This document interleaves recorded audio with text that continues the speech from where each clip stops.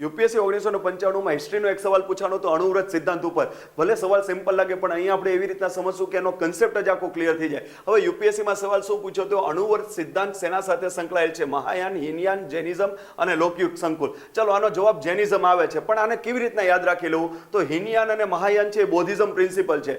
Jainism એમ કીધું હતું કે 5 સિદ્ધાંતને તમે માનો તો તમારું જીવન આદર્શ થાય. એક તો સત્યમાં માનો, અહિંસામાં માનો, અસ્તેયમાં માનો, અપરિગ્રહમાં માનો અને બ્રહ્મચર્યમાં માનો. પણ આ 5 સિદ્ધાંતમાં એવું રાખ્યું હતું કે જો કોઈ સામાન્ય વ્યક્તિ છે પણ એ જૈનિઝમમાં માને છે તો એને 5 માંથી જે પણ સિદ્ધાંત હોય એને જીવનમાં ગ્રહણ કરો, બધા કરવાની જરૂર નથી. તો એને ઓછા સિદ્ધાંત 5 માંથી માને તો એને અણુવ્રત કહેવાય.